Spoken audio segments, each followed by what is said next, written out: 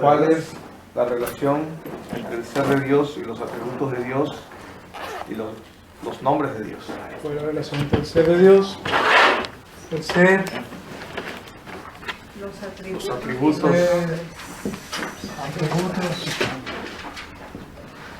y nombre? ¿Qué quiere decir el ser? ¿Su esencia? Su esencia. Su esencia. Esencia. Lo que es. Lo que existe. ¿Qué quiere decir atributos? Cualidades. Cualidades. Cualidades. ¿Qué quiere decir nombre? Ahora aquí es algo interesantísimo. ¿Qué quiere decir nombre? Algo con lo cual él se identifica. Algo con lo cual se identifica, es la identidad. Es la identidad. Bueno. Ahora, en la escritura, cuando algo o alguien lleva un nombre, ¿qué es lo que indica? Cuando algo o alguien lleva un nombre, ¿qué es lo que indica? Su carácter. En la escritura. Su carácter. Su carácter. Es decir, ¿lo qué? Lo que es. ¿Lo que es? El ser. Y las cualidades identifican lo que esa cosa qué. O esa persona qué es.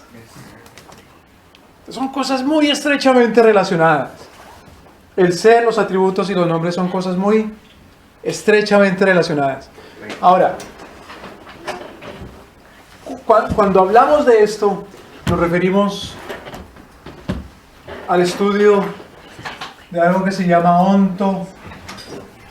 ontología. Habíamos ya mencionado qué quiere decir esto. ¿Qué quiere decir ontología? Onto quiere decir Como sobre. el ser. Ser. El ser. O el ente. Ente, ser. La ontología. Entonces, en la ontología decimos las cosas son, tienen estas cualidades, por lo tanto tienen este nombre. Eso es cierto en Dios nuestro Señor y por lo tanto eso es cierto también en la creación.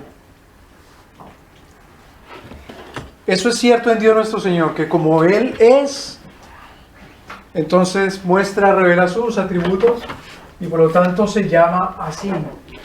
Eso es cierto en Dios y por lo tanto es también cierto en las demás cosas. Por lo tanto, el modelo o tipo de todas las cosas es ¿quién? Dios nuestro Señor. Él es la medida de todas las cosas. O Él es el que mide a todas las cosas según su propio ser. De tal manera que algo que no puede ser, sino que pretenda ser distinto a esta regla es o está en rebelión contra Dios. ¿Me debe entender? Pretender tener cualidades distintas a su esencia y por lo tanto pretender llamarse de otra manera distinta a la esencia o a la cualidad es una blasfemia. Es una bofetada de Dios nuestro Señor. ¿Puedes repetir eso? ¿Cuál cosa? Lo de la blasfemia, ¿qué es? Consiste en una blasfemia pretender identificarse como algo que no es, o pretender llamarse o llamar una cosa como lo que no es diferente a las cualidades que posee. Pretender identificar cualidades que no son propias a un ser y por lo tanto entonces terminar llamando, calificando, denominando, definiendo, conceptualizando de manera distinta a lo que correspondería a ese ser, es una afrenta al Dios del cual procede o al ser del cual procede todo ser. Es exactamente lo que sucedió con Satanás, ¿no? Que Exactamente. quiso hacerse como Dios, Exactamente. no siendo Dios. Exactamente. ¿Qué pasa entonces con la sodomía? Con la sodomía pretende que se tiene ciertas cualidades que no son propias a ese ser y por lo tanto se le llama de otra manera. Al no poderle llamar a un hombre mujer, entonces se le llama como homosexual, cosa que tampoco existe, porque ¿cómo lo llama Dios en juicio? Sodomía, sodomita. Sí. Porque en la homosexualidad se está hablando de una cosa que es totalmente absurda. Porque sexualidad es una cosa válida creada por nuestro Señor. Es decir, la sexualidad tiene una identidad, tiene unas cualidades y tiene una esencia. Algo que lo identifica. ¿Qué es la sexualidad? La sexualidad es una manera de interrelación entre, en el caso de seres humanos, entre un hombre y una mujer. Por lo tanto, existe homo, que quiere decir igual. ¿Puede existir igual sexualidad entre iguales? De ninguna manera. No. Ahora, hay teólogos que se han hecho una pregunta impresionante con respecto al ser de Dios. Perdóname, vengo de pasar a esa pregunta. Acordémonos entonces. Pretender llamar, es decir, identificar a un ser llamándolo de manera distinta, atribuyéndole cualidades falsas que no tiene ese ser, es una afrenta ¿contra quién? Dios. Contra Dios. ¿Por qué? Porque ese ser no existe, no tiene esencia, sino a partir del ser, la esencia y la existencia fundamental, originaria para todo. ¿Me explico? Por lo tanto, hay en cuanto a Dios una pregunta impresionante que se ha hecho. Y es la siguiente. Es una pregunta que señala Berko. La pregunta es, ¿qué hace ser a quien a Dios lo que Dios es? ¿Qué hace ser a Dios lo que Dios es? ¿Qué hace ser a Dios lo que Dios es? Y Berkov dice, eso que hace ser a Dios lo que Dios es, ese es su esencia. Pero mira las implicaciones de esto. ¿Tiene Dios origen?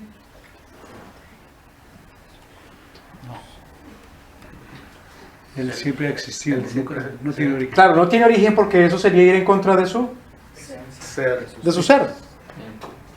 Esencia de Él es que Dios, ¿qué cosa? Eternamente existente. Claro, esencia de Dios es que Dios Él es. es. Eso es esencia de nuestro Señor, que Dios es. Por lo tanto, Dios no tiene origen. Por lo tanto, puede uno preguntarse, ¿qué hace ser a Dios lo que Dios es? Porque si uno hace esta pregunta, ¿qué hace ser? ¿Qué? Implica que hay algo Un origen. que le da a Dios su ser, su existencia. Es decir, que Dios vive en función de algo. Que Dios es en función de alguna cosa. ¿Eso puede ser? No. Lo estamos tratando de definir y no se puede definir. Bueno, entonces ahí estaríamos tratando de identificar, es decir, nombrar ese ser por fuera de lo que Dios dice que Él es. Y cuando Dios dice de Él, ¿quién es Él? Dios dice que Él es. Por lo tanto, si Dios es, Dios no tiene origen. Y al no tener origen, entonces no existe nada que garantice que Él haya sido, sea y siga siendo. ¿Me explico? ¿O no? ¿Más o menos? Dios no tiene origen, porque si existiera un origen de Dios, existiera algo que garantiza que Dios sea. O sea, no hay nada que garantice porque Él es. No hay nada que garantice que Él sea, porque es al contrario. Él es el que garantiza absolutamente todo, es decir, Él es la existencia absoluta y perfecta. Entonces esa pregunta es retórica.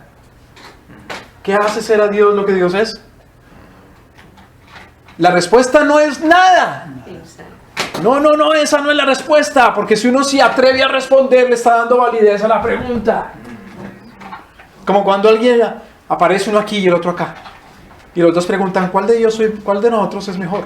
Entonces, hermano, la respuesta no es negativa, tiene que ser una respuesta positiva o afirmativa diciendo Dios es. La única respuesta para esto es que la pregunta es necia, absurda. Torpe. Necia, torpe, exactamente. Otra vez, es como si vienen dos malosos y los dos nos preguntan, ¿cuál de los dos somos mejores? Yo. Como si se presentan dos señoras feas y dicen, ¿cuál es la más bonita? ¿Sí me explico? Eso es absurdo. Es absurdo porque no, ni lo uno ni lo otro. Como la señora que es cansada, se sienta y dice, yo no sigo, ni tampoco me devuelvo, pero mucho menos me quedo. Es absurdo, es absurdo. No hay cosa que haga ser a Dios lo que Dios es. Entonces, atreverse a formular la pregunta es revelar qué cosa, que no se conoce. Lo que vimos la semana pasada, no se conoce a Dios. Dice, pero ¿cómo puede ser que no se conozca a Dios si todo el mundo sabe que Dios primero qué es? Pero uno puede como necio decir que Dios no es, o que Dios es lo que Dios no es. ¿Y solamente en dónde encontramos lo que Dios es y sabemos lo que Dios de verdad es? Por lo que Él ha dicho, es lo que ha revelado de sí mismo. Por lo tanto, cuando nosotros nos atrevemos a identificar a Dios, es decir, a nombrarlo, no podemos bautizar a Dios. ¿Cómo así no podemos bautizar a Dios? No podemos ponerle nombre. No podemos llamar a Dios. No podemos tomar a Dios y llevarlo ante la Registraduría Nacional del Estado Civil. No podemos tomar al Señor y llevarlo ante la corte y hacerle un registro civil, un certificado y decirle ahora tú te llamas así. Pongámonos de acuerdo, reunámonos. ¿Cuál nombre le vamos a dar a Dios? Es absurdo. Entonces Dios, Él se llama a sí mismo todos los nombres que Él ha revelado en su palabra. Exactamente. Él revela cuál es su nombre. Porque cuando uno pretende nombrar algo, o cuando uno nombra algo, ¿qué es lo que pretende hacer? Y miremos esto tan interesante. Miremos esto tan interesante. Un pasaje que hemos leído muchas veces. Génesis capítulo 2. ¿Qué sucede cuando uno nombra algo o algo? Tiene autoridad, ¿no? Tiene autoridad. Tiene autoridad. Génesis capítulo 2.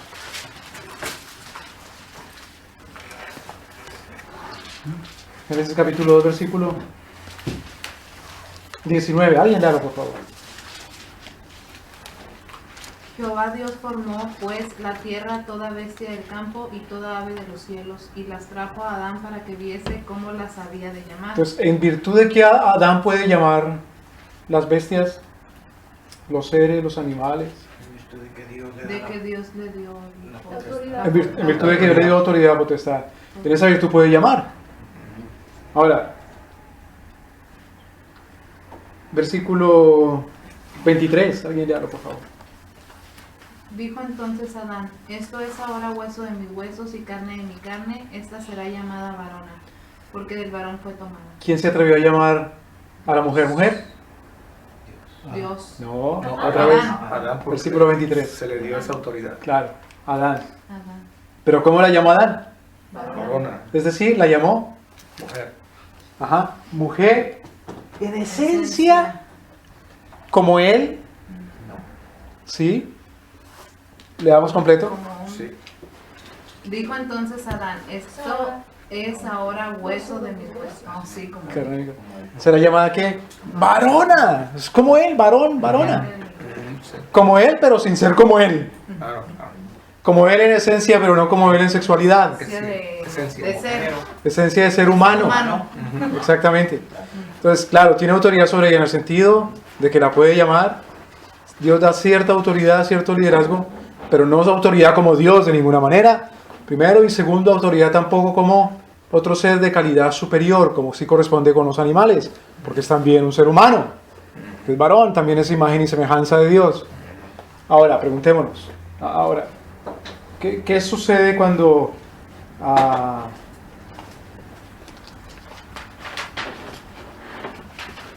Adán y Eva dan a luz?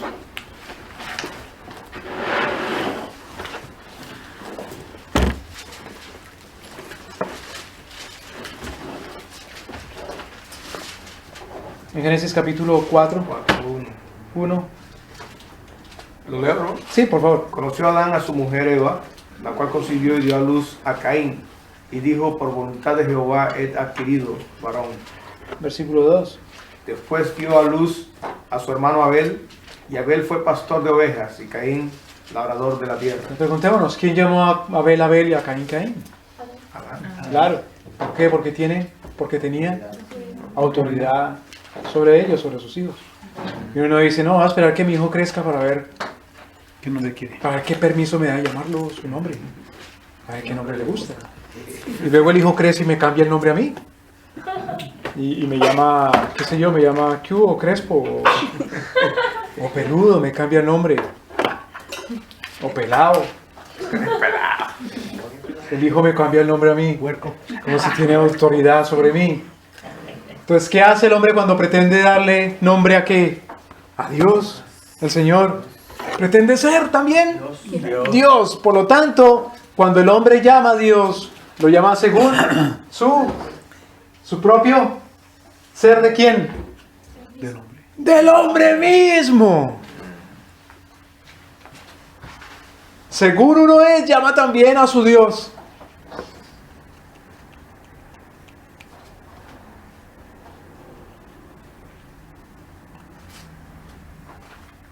¿Y cómo así según uno es, llama a su Dios? Según la necesidad que uno tenga. Entonces, si yo necesito un Dios que sea poderoso, lo llamo según atributos de poder. Pues Marte, Ares, en fin. ¿Me explico? Pero con Dios no podemos hacer eso. Entonces, si los teólogos admiten la validez de esta pregunta, ¿cuál pregunta? ¿Qué hace ser a Dios lo que Dios es? Que Dios es. Otra forma de preguntarnos esto es, ¿cuál es la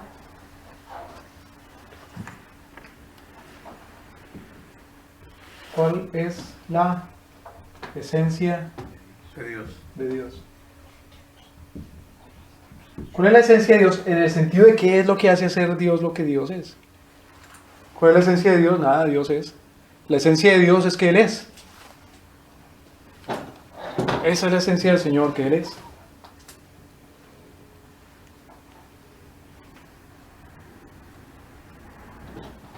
Cuando gente dice que también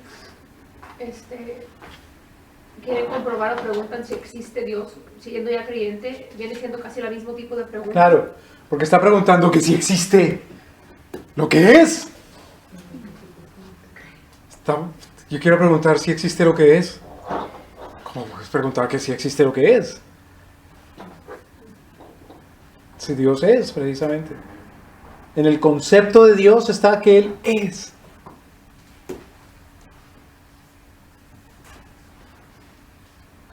La otra pregunta que se hacen los teólogos, y fue lo que nos ocupó la clase pasada, ¿puede conocerse al ser de Dios?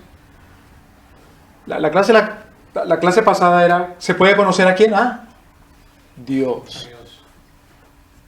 Pero hay quienes pretenden que es una pregunta separada.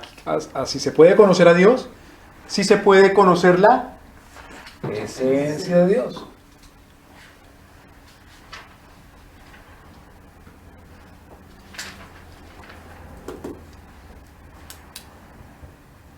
¿Por qué se confunde uno con eso? Porque no tiene en cuenta que en la Escritura Dios precisamente se revela revelando cuál es su esencia. Pero si yo especulativamente me pongo a meditar acerca de Dios, por fuera de la Biblia, claro, especulativamente, Entonces caigo en esas cosas porque creo que es posible conocer a Dios sin conocer su esencia. Cuando precisamente Dios se da a conocer revelando cuál su esencia es. Y eso es escandaloso para ciertas personas. ¿Cómo Dios te revela su esencia? ¿Qué te has creído tú que tú eres? Pues precisamente nada, es por su gracia. La Biblia presenta a Dios como un ser pleno, cuya gloria supera cualquier cosa. Y claro, Dios supera nuestra comprensión, pero es necesario distinguir dos palabritas. Una cosa es el conocimiento y otra es la comprensión. No es igual conocimiento a comprensión. ¿Qué quiere decir conocimiento? Conocimiento es tener idea de algo. ¿Qué quiere decir comprensión? Quiere decir abarcar la totalidad de algo. Abarcar totalmente. Abarcar totalmente. Como en inglés, hermano. En inglés, comprehension. ¿Qué es comprehension? ¿Qué es comprehension? Es abarcarlo todo. Abarcarlo. Entonces cuando le dicen no comprende, y le están preguntando es que si no conoce. O que si entiende. No, yo sí entiendo. Claro, no comprenda. Que no es lo mismo. No comprendo. Comprender quiere decir abarcarlo. Abarcar la totalidad. Entonces, ciertamente, decíamos la clase pasada, Dios es infinito. La mente finita puede abarcar, comprender a Dios, absolutamente no, nunca. Sin embargo, esa mente infinita que es Dios, ha creado mente finita. ¿Para qué? ¿Ha creado Dios las mentes finitas para dejarlas ignorantes? Sería absurdo que Dios, siendo la mente infinita, cree mentes finitas para dejarlas en la ignorancia. Alguno dirá, no, pero ¿por qué la ignorancia? Si de todas formas conoce otras ciertas cositas aunque no conozca a Dios o al ser de Dios. Es que no se puede conocer nada si no se conoce a Dios. Entonces no solamente en ontología es imposible ontología llamar cualquier cosa, identificarla. ¿Cuáles son sus cualidades y su esencia sin conocer la esencia, ciertas cualidades e identificar a Dios? Sino que también en epistemología. Epistemología. Es imposible conocer, aquí en ontología, es imposible identificar, llamar. Es imposible ser. En epistemología es imposible conocer. En ontología es imposible ser, que se sea, existir. Sin tener en cuenta que sin que fuese el ser, las cualidades y la identidad de Dios. Eso en ontología. En epistemología, piste, quiere decir fe, que es la base del conocimiento. Conocimiento. Es imposible conocer entonces alguna otra cosa si no se conoce esencialmente quién es Dios. Porque de la esencia de Dios aparece todo lo demás, por lo tanto, conociendo a Dios, se puede conocer todo lo demás. Entonces, en teología, es un absurdo decir que, primero, no se puede conocer a Dios, porque entonces estoy negando que me puedo conocer a mí mismo y todo lo demás. Y es un absurdo también decir que no se puede conocer la esencia de Dios, porque estoy negando que pueda ser conocida a mí misma y mi propia esencia. ¿Me doy a entender?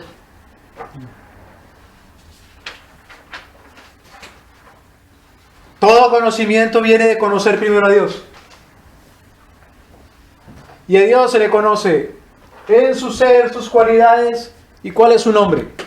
Por lo tanto, para conocer la esencia, las cualidades y el nombre de las cosas, es necesario tener algún conocimiento de la esencia, las cualidades y la identidad de Dios.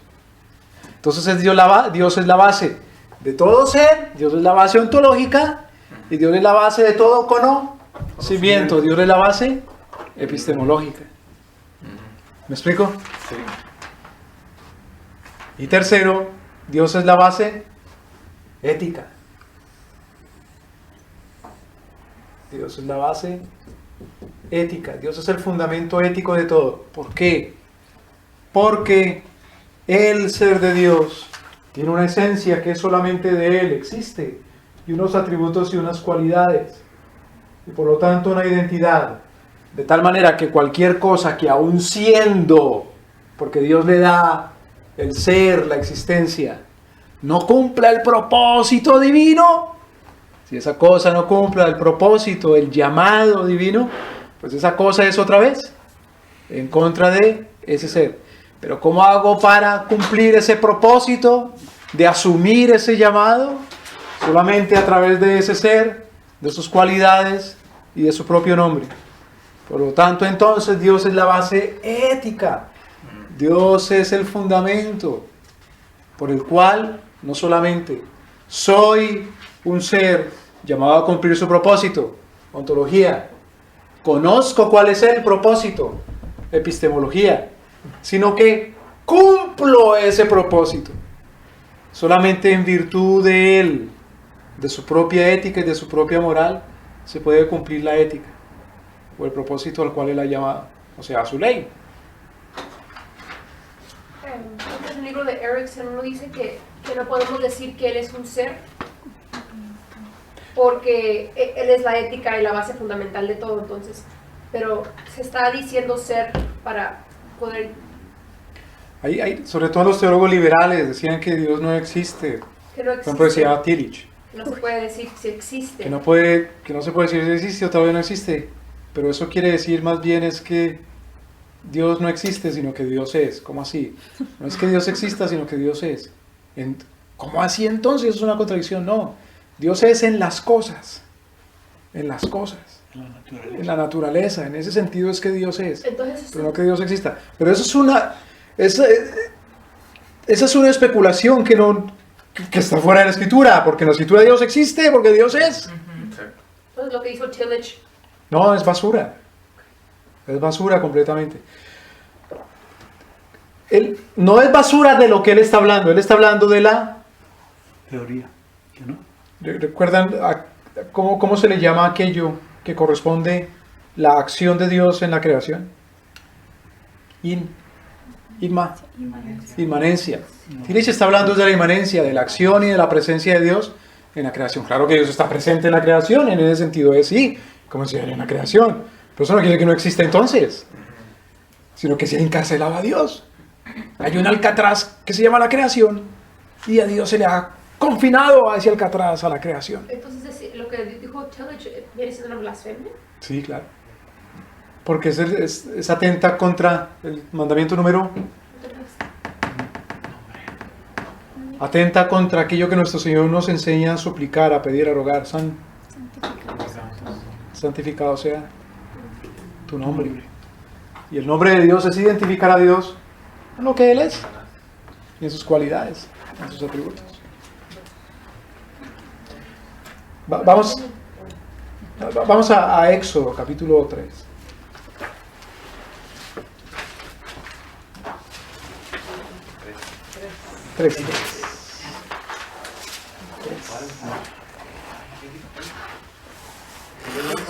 Éxodo, capítulo 3.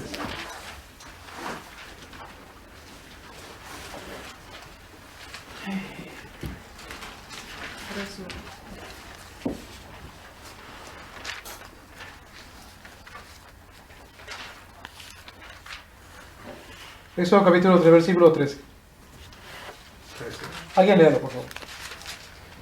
Dijo Moisés a Dios: he aquí que llevo yo a los hijos de Israel y les digo: el Dios de vuestros padres me ha enviado a vosotros. Si ellos me preguntaren cuál es su nombre, ¿qué les responderé? A veces dice uno, bueno, ¿eso qué tiene que ver? Ese es Dios el que lo manda, ¿cuál es su nombre? No, es una pregunta importantísima. Es la mentalidad bíblica, porque otra vez, en la mentalidad bíblica, ¿qué quiere decir el nombre? ¿Qué quiere decir nombre? ¿A qué se refiere cuando decimos nombre? Identidad, ¿no? Es identidad. Es identidad, Esencia. según la esencia y las cualidades. Claro, cuando se pierde eso de vista, pues comienza uno a llamar las cosas, no le importa a cuál nombre. Solamente que suena lindo. Es decir, uno llama a las cosas según como uno quisiera que fueran. Porque suena lindo. Claro. ¿Cómo voy a llamar a alguien Filadelfo? Pues le pegan en la escuela si lo llamo así. Se le burla, no lo dejan entrar. Se llama Filadelfo. Tiburcio. ¿Qué quiere decir Filadelfo? El que ama a los hermanos. Muy bien. Que ama a los hermanos. Entonces, en el sentido bíblico se llaman las cosas según una cualidad o según un llamado. Entonces, cuando nuestro Señor le dice, cuando Moisés le dice a nuestro Señor, claro, yo voy a ir, bueno, me estás enviando. ¿Pero qué les voy a decir? ¿Que quién me ha enviado? ¿Qué es lo que pretende Moisés? Que Dios le diga, porque ¿cuál es la expectativa que tendrían los israelitas? ¡Claro! ¿Cuáles son las cualidades?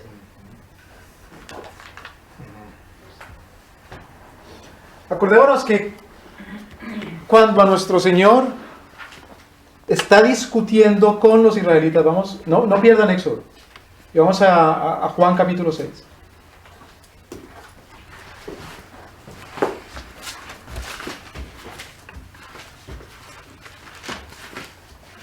Juan capítulo 6.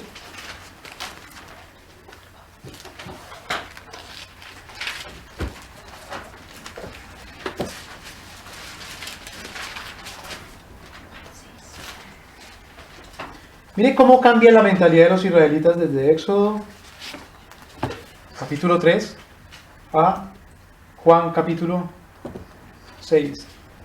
Y luego de Juan capítulo 6 vamos a ir a primera de Corintios capítulo 1. Entonces, la pregunta de Moisés al Señor, cuando los israelitas me pregunten ¿qué cosa?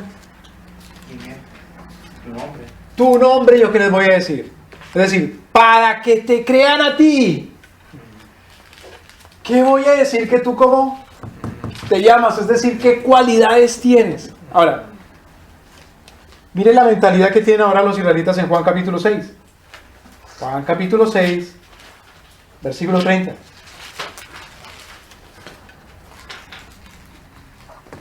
¿Es necesario que él crezca?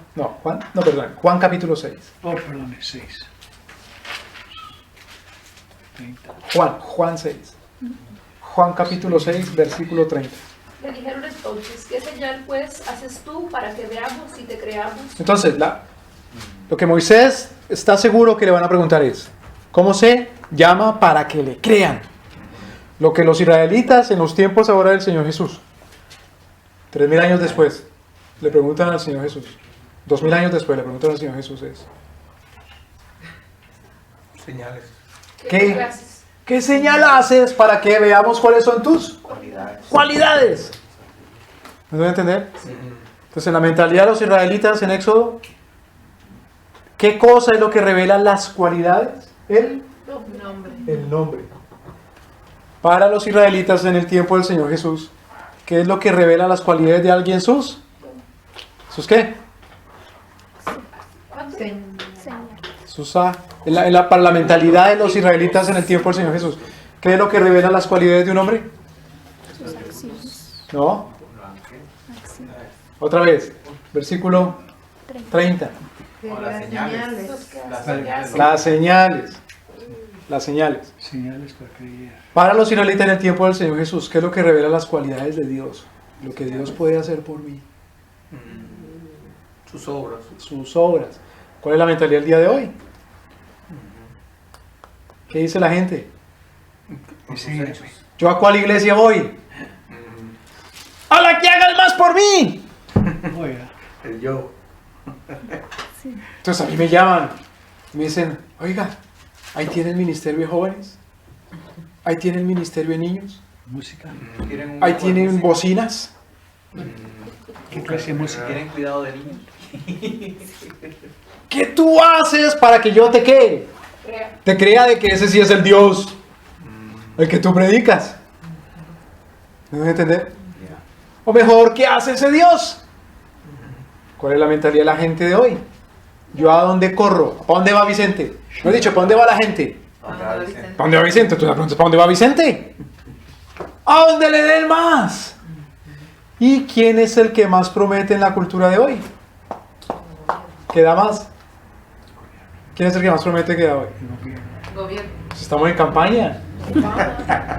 ¿Quién es el que promete más? El que miente mejor. Hombre, mentiroso. Es decir, ¿cuál es el más charlatán de todos? No hay ni uno bueno, como dice la palabra. Ni aún uno. Porque se hacen pasar por Dios. ¿Sí me doy a entender? Generalmente cuando uno ve eso, y porque tomaron esa palabra también en las iglesias, estamos en campaña. ¿Qué es lo que los que organizan la campaña se sientan a pensar más en la organización de la campaña? ¿Qué vamos a qué? ¿Qué vamos a hacer? ¡A dar! Para atraer a la gente. Claro. ¿Qué vamos a prometer? Es la misma mentalidad que tenían con el Señor Jesús.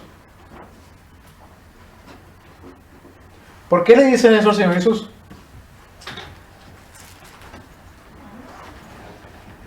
¿Por qué le dicen eso al Señor Jesús? Mira lo que el Señor Jesús les dice en el versículo 26.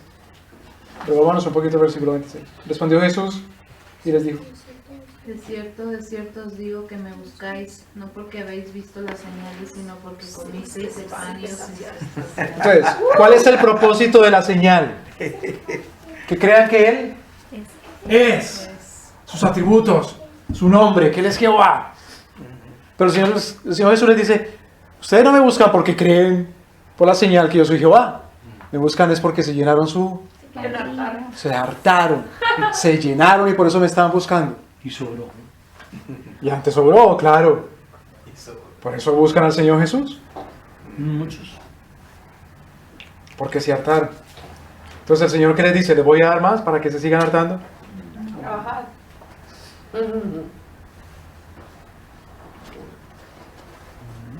El Señor les dice: trabajad no por la comida que perece, sino por la...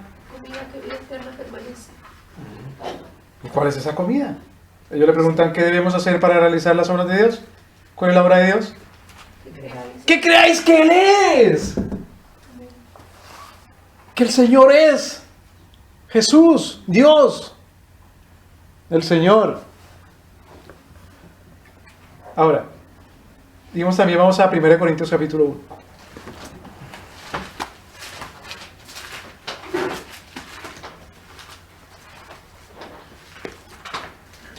¿Por qué las muchachas en ciertos países, que no quiero mencionar, pero como que yo vengo de uno de esos, se transforman sus cuerpos? Porque buscan agradar a uno que les ¿qué? Que les dé. Taparse. La cirugía. Claro. Que las arte. ¿Me debo entender? Pero esa mentalidad es promovida en las mismas iglesias cuando dice: estamos en campaña. ¿Qué les damos? Y es promovida por los mismos corrompidos gobernantes cuando dice: yo soy el que te doy a ti tu vino, tu leche y tu pan. Entonces, primero Corintios capítulo 1.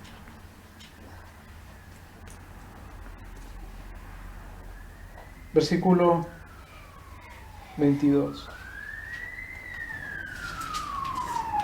Alguien léalo, por favor.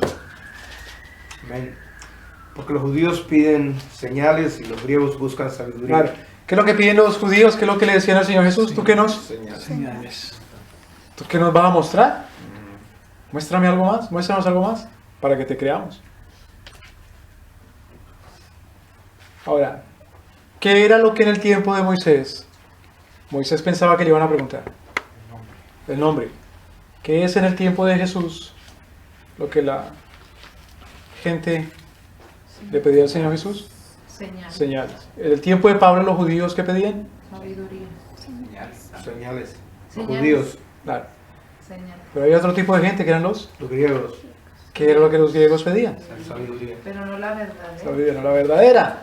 Es decir, ¿qué es lo que los judíos pedían? Los griegos pedían, perdón. ¿Qué hace ser a Dios lo que Dios es para que yo te crea? O sea, hacían una pregunta absurda por la edad. Exactamente, que es la sabiduría del mundo. Y la sabiduría del mundo uno no la puede llamar, sí, tan sabia. No es sabiduría. No, esos son sofismas. La palabra sofisma, sofisma.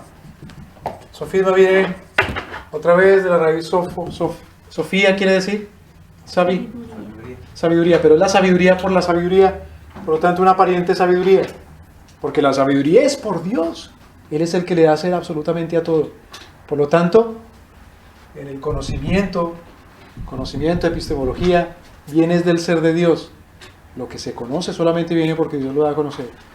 Lo que se es sabio, o lo que es sabio, solamente es sabio si es que Dios lo dice, o sea, si Dios lo piensa.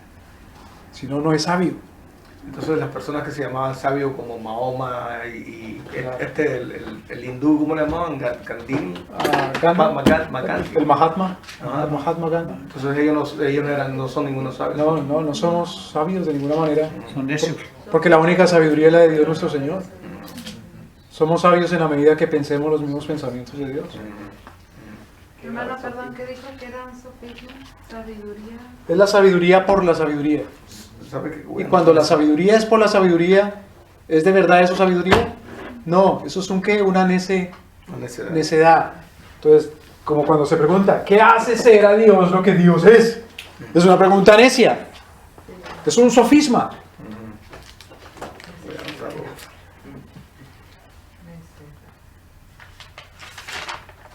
Pero vámonos un poquito al versículo 19. 1 Corintios capítulo 1, versículo 19. Pues escrito está, destruiré la sabiduría de los sabios y desecharé el entendimiento de los entendidos. Ahora, cuando Dios dice que va a desechar, a destruir la sabiduría de los sabios, y que Dios va a desechar la inteligencia de los entendidos, ¿quiere decir eso que Dios está en contra de la sabiduría y de la inteligencia? No, está en contra de la sabiduría de los sabios. Está en contra de la inteligencia de los entendidos. No está en contra de la sabiduría, ni está en contra de la inteligencia, sino de la sabiduría de los que pretenden ser sabios por ellos mismos. No la sabiduría de Dios. En contra de los entendidos que pretenden ser inteligentes en la inteligencia de ellos mismos, no en la inteligencia de Dios. Luego la otra pregunta, ¿cuál es la sabiduría de Dios? ¿Cuál es la inteligencia de Dios? La sabiduría de Dios es solamente su pensamiento. La inteligencia de Dios es solamente su mente. ¿Y cómo conocemos esa sabiduría y esa inteligencia? Hasta donde Dios nos la deje, nos permita conocerla. La otra pregunta, entonces, ¿cuál es? ¿Cuál es esa sabiduría? ¿Cuál? La que Dios habla. La otra pregunta, ¿qué es lo que Dios habla? Es todo el semestre pasado. Lo que Dios habla es su revelación. La otra pregunta, ¿cuál es su revelación? En donde Dios se ha dado a conocer, ciertamente, Revelación especial. su revelación especial, la palabra de Dios. Exactamente. Entonces, cuando uno se pregunta primero, ¿cuál es el nombre de Dios? ¿Qué hace Dios? ¿Y cuál es la sabiduría de Dios? Esas son preguntas válidas. Pero el nombre de Dios no es el que uno espera y tenga la ilusión que Él tenga. Las obras de Dios nuestro Señor no es consentirlo para hartarlo a uno. Y la sabiduría de Dios no es validar todos sus pensamientos necios. ¿Me explico? Entonces, cuando Dios permite en su soberanía que uno espere ciertos nombres del Señor y hasta le ponga nombres, cuando Dios permite en su sabiduría que uno se harte de manera borracho y con gula, con codicia, cuando Dios permite que uno tenga pensamientos necios y aún lo llamen sabio, Dios lo hace por ira y para juicio. ¿Me debe entender? Porque Dios no cambia en ser lo que Él es según sus cualidades y no cambia por eso su nombre. La palabra Por ira. por ira. Perdóname. Por ira. Because His wrath. Because of wrath, okay. por su ira. Ahora, alguien lea por favor el versículo, estábamos en 1 Corintios capítulo 1, versículo 19, versículo 20 y 21. ¿En dónde está él? ¿Dónde está el sabio? ¿Dónde está el escriba? ¿Dónde está el disputador de este siglo? ¿No ha enloquecido Dios la sabiduría del mundo? Pues ya que en la sabiduría de Dios el mundo no conoció a Dios mediante la sabiduría, agradó a Dios salvar a los creyentes por la locura de la predicación. Entonces Dios enloqueció la sabiduría. ¿Por qué? Porque no hay ninguna sabiduría que no venga de su ser, de sus atributos y de sus propios nombres. No hay ninguna sabiduría que no comience conociendo a Dios nuestro Señor. Entonces, regresando a Éxodo capítulo 3. Vamos a Éxodo capítulo 3 de vuelta, de regreso.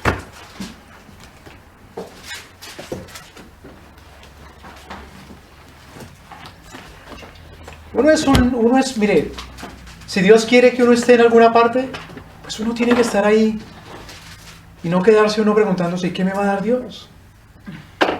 ¿Sí me explico? ¿Nos pide Dios congregarnos? Pues hay que congregarse y punto. Y si a uno le parece que eso es una cueva de ladrones y por lo tanto no puede congregarse, pues tiene que buscar otra. Otra cueva.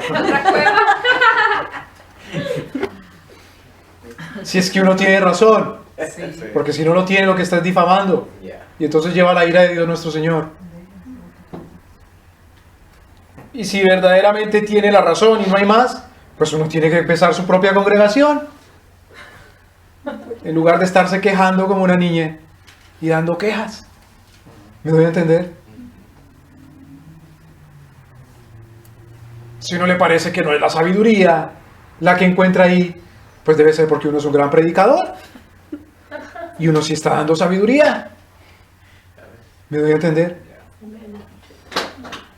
Y si le parece a uno que ese no es el nombre de Dios, el que sí ahí se dice, pues será porque uno sí lo conoce muy bien, a nuestro Señor. Y entonces está temblando delante de su presencia día y noche.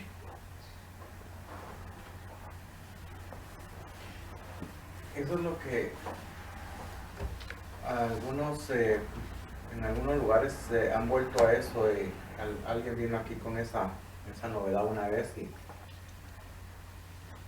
me pareció bien comprensible, que dijo que ya no teníamos que estar diciendo solo Jehová, sino empezó a llamar a Dios por todos los nombres que se le dan en la Biblia, porque esa era su esencia, pero le daba mucha importancia a cada nombre, a Jehová, a Jireh, a Yahvé, y empezó con unas sus cosas así meras. Eso es quererle dar un nombre, pero por las cualidades o las características que la gente quiere que Dios sea para ellos, en ese sentido. Y ahora vamos a ver cuál es la implicación de conocer el nombre de Dios. Si de verdad uno conoce el nombre.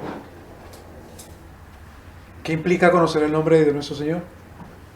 Es decir, ¿qué implica saber el ser de Dios? Entonces en Éxodo capítulo 3, versículo 3, le pregunta a Moisés, ¿cuál es su nombre? Y yo que le respondo. Siga leyendo, hermano, por favor. Versículo 3, capítulo 3, versículo 3. Cuando Dios pregunte cuál es su nombre, que le respondo. Ahora, versículo 14. Y respondió Dios a Moisés, yo soy el que soy. Y dijo, así dirás a los hijos de Israel, yo soy me envió a vosotros. Yo soy, ese es el nombre. Yo soy el que soy. ¿Qué implica eso? Primeramente, ontológicamente, es decir, según su ser. Si Él es la divinidad, no una. Porque no dice, yo soy uno que soy.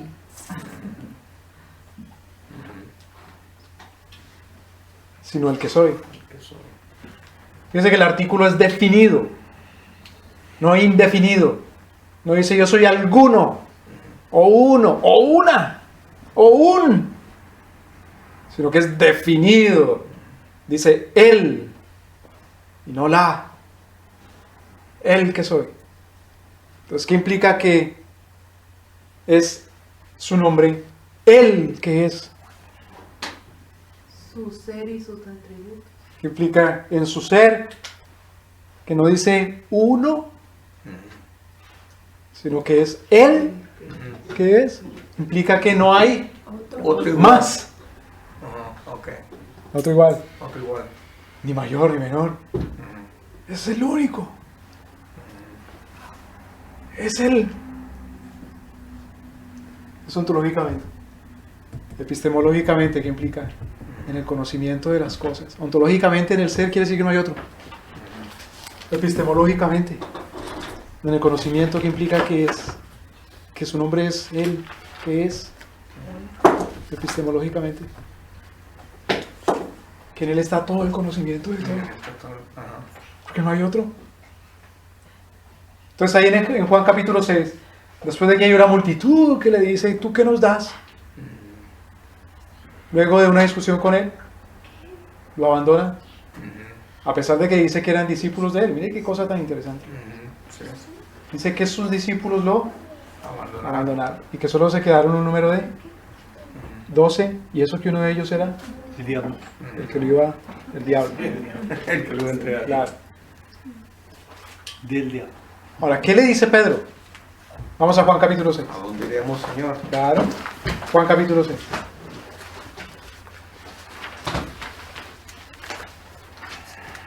La pregunta del Señor Jesús es, para Pedro, o para los discípulos. Juan capítulo 6.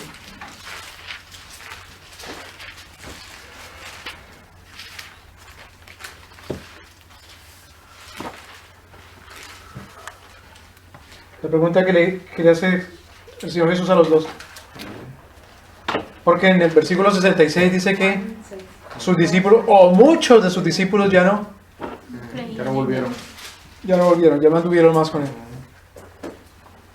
Versículo 67, la pregunta que hace el Señor es, Dijo entonces Jesús a los 12, ¿queréis acaso iros también vosotros? mira la respuesta de Pedro.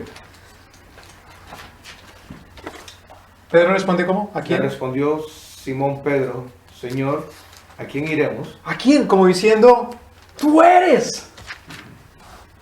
¿A quién más? Porque solamente hay uno que dice, yo soy Él. No dice, yo soy uno. Alguno, como diciendo entre otros. Que pueda haber otro u otros. ¿A quién más? Mire que Pedro es bien trinitario. Porque Pedro no le dice, bueno, Jesús, ya no voy más contigo, ahora voy con Dios. O con el Padre. O con el Espíritu. Mire que entre cristianos hay una cosa interesante. Bueno, no entre cristianos, entre algunos cristianos. Y es que hay cristianos que prefieren al Padre. O sea, hacen una división. Hay otros que prefieren al Hijo. Separación. Y hay otros que prefieren al Espíritu. Categoría de importancia. No, Cuando Pedro dice, ¿a quién iremos? ¿Es que prefiere al Hijo del Espíritu o del Padre? Que no hay otra. No, porque no hay otro. no hay otro.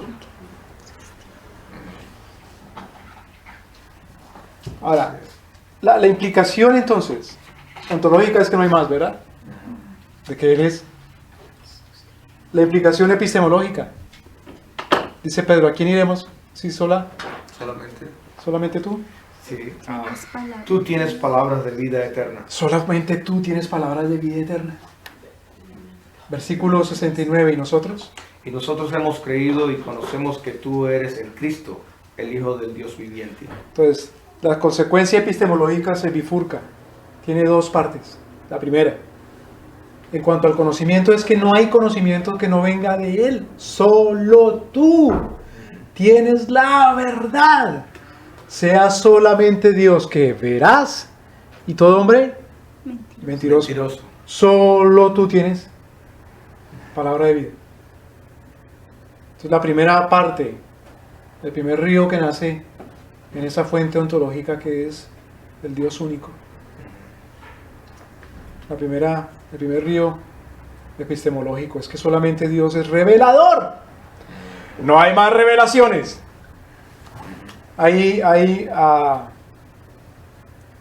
Algunos dicen que Dios en su inmanencia está tan en la naturaleza, tan en la naturaleza, tan en la creación y tan en la mente de cada persona, que según la mente de cada persona, hay tantas revelaciones de nuestro Señor. Según cuántas mentes hay, formas de entender, libros sagrados, filosofías u opiniones, hay revelaciones. Pero la revelación es solamente una y es la que da Cristo. Bueno, toda esa basura, yo le echo la culpa. Son estos comentaristas, ¿cómo se llaman? Un alemán que tiene un nombre bien raro. Ajá, tiene un nombre bien raro. Schleiermacher. Ajá, sí. Schleiermacher. Pero es que cuando uno lee la Suma Teológica de Santo Tomás de Aquino, dice Tomás que existen tantas leyes naturales, o revelación natural, o derecho natural, como tantos hombres hay. Que es variopinta la revelación natural. Variopinta. Variopinta, que es múltiple. De muchos colores, de muchas formas, de muchas maneras. Muchas verdades. Hay muchas revelaciones. Entonces el Bhagavad Gita es una revelación. El Corán es otra revelación. La Biblia es otra revelación. La filosofía socrática o neoplatónica o aristotélica o sofista es otra revelación. El Popol Vuh es otra revelación. Y así cuántas mentes hay. Entonces eso es erróneo entonces. Claro. Eso viene a ser lo mismo que dice ahí. Claro, claro. Porque Dios es solamente Él. Su ser, yo soy el que soy. Entonces Pedro viene y responde, solamente tú tienes palabra de vida eterna. Esa es la primera implicación en cuanto a la epistemología de el hecho de que Dios es, como Él es, solamente uno. Y la segunda consecuencia epistemológica, dice Pedro, versículo 69. Y nosotros hemos creído y conocemos que tú eres el Cristo, el Hijo del Dios viviente. Y la segunda consecuencia es que nosotros creemos. ¿Cuál era la primera? La primera consecuencia es que solamente Él tiene La verdad. la verdad revelada. La única verdad la tiene Él. Y la segunda consecuencia es que por eso nosotros tenemos la capacidad de creer.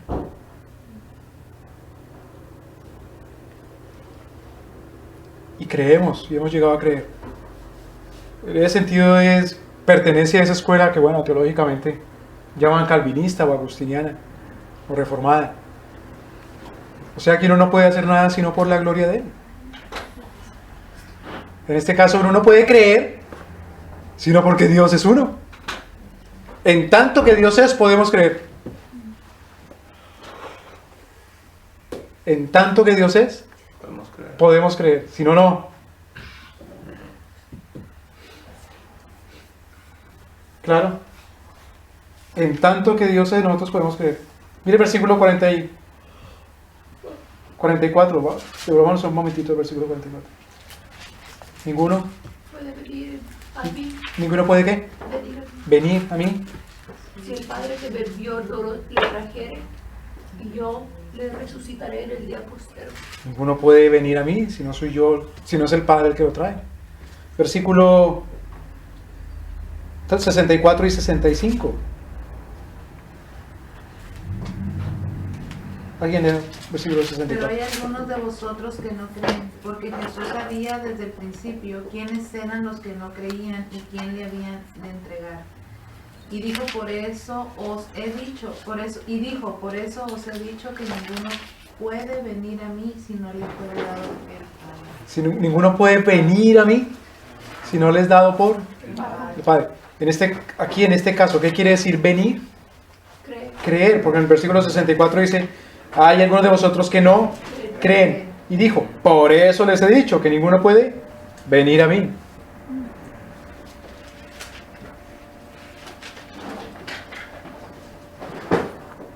Claro, en el versículo 70, ¿qué dice el Señor Jesús? 70. Oh, perdón, terminamos en 69. Nosotros creemos y hemos conocido que tú eres Cristo. el Hijo de Dios. El Dios viviente. Mire qué cosa tan impresionante. El hecho de que Dios es, en su ontología, ontológicamente, quiere decir que Él es el Padre, el Hijo y el Espíritu Santo. ¿Pero cuál versículo? El versículo 69, terminando el 69. Nosotros creemos y conocemos que tú eres el Cristo, el Hijo del Dios viviente. La consecuencia ontológica de que Dios sea.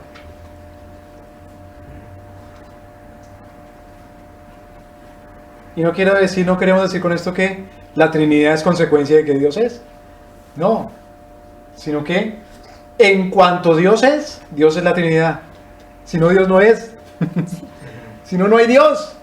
Otra vez cosas absurdas cuando digo, si no, no hay Dios. ¿Cómo va a ser que no hay Dios? ¿Cómo? No cabe eso, que si no, no hay Dios. Ya es absurdo de que Dios no sea la Trinidad.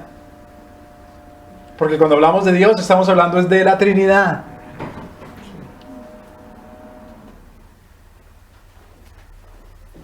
Y conocemos que tú eres el Cristo, el Hijo del Dios viviente. Algunos apologistas o filósofos dicen, bueno, así como ustedes piensan, como estamos hablando acá, eso es pensar en círculo. Porque dice, ¿por qué? Pues porque sí. Sin embargo, no hay pensamiento que no sea circular. Porque todas las personas que piensan y afirman que algo es verdadero, se apoyan sobre una base fundamental de la cual no se quieren desprender. Y si usted no se quiere desprender de una base fundamental de la cual parte todo su pensamiento, ¿por qué me obliga a mí a apartarme de la base fundamental de mi pensamiento? ¿Y cuál es la base fundamental de su pensamiento? ¿La probabilidad? ¿La estadística? Ese es su Dios entonces. La base fundamental de mi pensamiento es Dios. Así es. Entonces, eso viene siendo su Dios. Exactamente. Sí. Entonces es un deísta completo. En palabras de nuestro Señor, es un pagano. O es un idólatra. Porque está adorando, llamándole Dios a lo que no es Dios. Comienza adorando por sobre todas las cosas a uno que no es Dios, que no es Cristo. Teniendo un Dios ajeno delante de Dios mismo. Entonces, en virtud de que Dios es, Él es el Padre, el Hijo y el Espíritu Santo.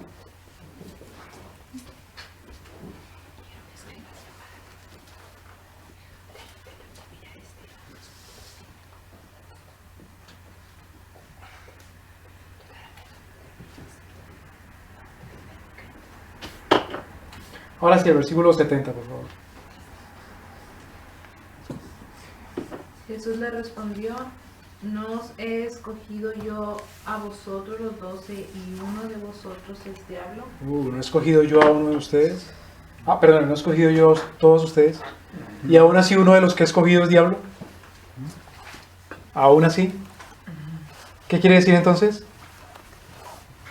Que hay unas consecuencias éticas de que Dios es. La consecuencia ética de que Dios es que todo tiene el propósito que Él quiera, para que cumpla su voluntad, y su voluntad es su ley. Y la ética, por lo tanto, entonces, es un pacto jurídico con Dios. ¿No qué? Me quedé perdido. Hay una consecuencia ética de que Dios es. El versículo 70. Hay una consecuencia ética de 70 y 71. No os he escogido yo vosotros 12 y uno de vosotros es diablo. Y hablaba de Judas Iscariote, hijo de Simón. Fíjense que el Señor está haciendo un ¿qué? Un juicio. Ya le ha llamado y le ha dicho, hay uno de ustedes que es diablo. ¿Qué quiere decir diablo en la escritura? Oponente. Un oponente. Opositor. Es decir, hay un enemigo aquí. ¿Y quién es el enemigo del Señor? El pecador. Bienaventurado el que no anda en consejo Consejos de de, malos Hermanos. ni en camino de Pecadores. pecadores, ni en silla de... escarnecedores. Sí, no. Entonces es el contraste, la diferencia. En la ley de Jehová está su delicia, en ella medita de noche. Entonces, nuestro Señor hace un juicio, dice, hay unos son los pecadores, hay unos que son los malos. hay unos que son los burladores. ¿Quiénes son? Los que no andan en consejo de la ley de De Dios. la ley de Dios. Los que no andan por el camino de Cristo nuestro Señor y los que no se sientan en la silla de Cristo. Entonces hay un juicio aquí de nuestro Señor. La consecuencia ética o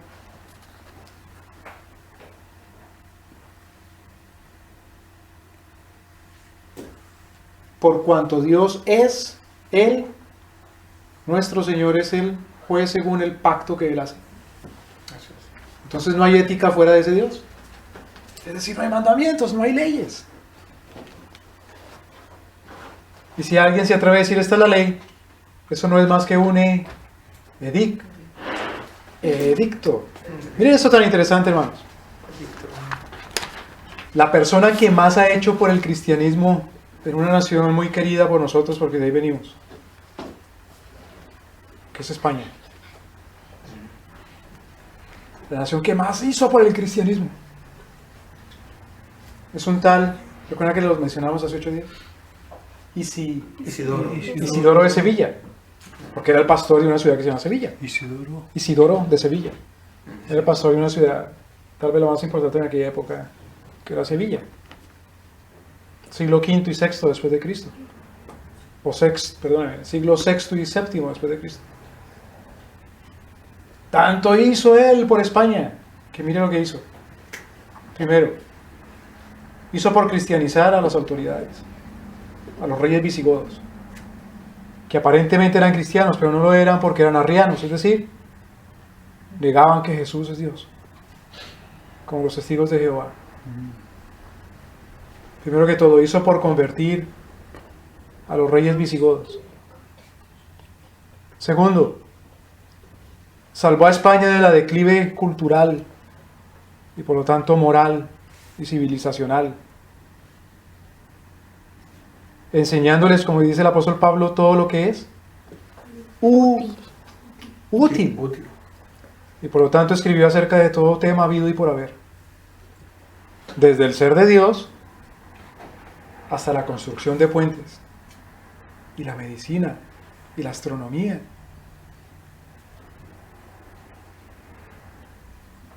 Y tercero, unificó la manera de adorar en todas las iglesias de España. Es decir, hizo por la unidad de la iglesia. Pero entre todo eso, Isidoro escribió una cosa impresionante sobre la ley.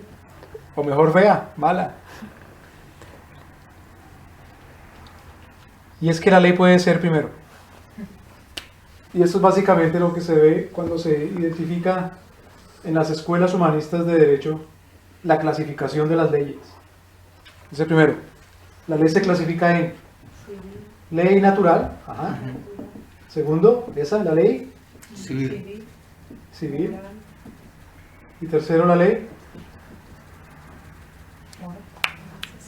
Laboral. El derecho internacional o la ley internacional, o lo que llaman el ius gentium, o el ius gentium, o el derecho de los gentiles. O el derecho de los gentiles. Esta es una clasificación romana de la ley. Entonces dice, la ley natural es aquella conocida por todo hombre, por el hecho de ser hombre. La ley civil es la decretada en las ciudades y en los reinos. Está hablando de la ciudad-estado, la polis o ciudad-estado, y los reinos o los imperios. Y la ley internacional, ius gentium, o derecho gentil, es ese cuerpo de leyes y principios de la ley que se refiere a los tratados, o relaciones entre ciudades, o relaciones entre naciones.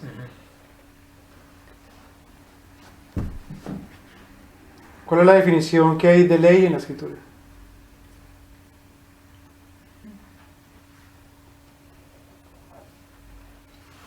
según lo que hemos visto. Dios gobierna. ¿Cuál es la definición de ley? Dios. La voluntad de Dios. Eso es toda la ley. Es la ley y es como se identifica, ¿no? La ley, Claro. la voluntad de Dios. Esa es la voluntad de Dios.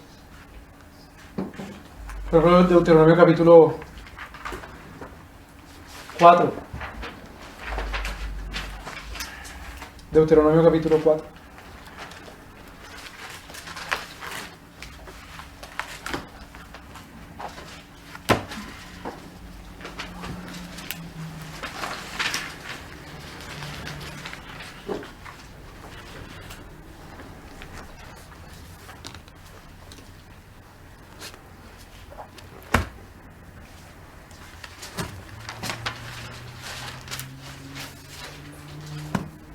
Versículo 13. 13. Sí. Alguien léalo, por favor.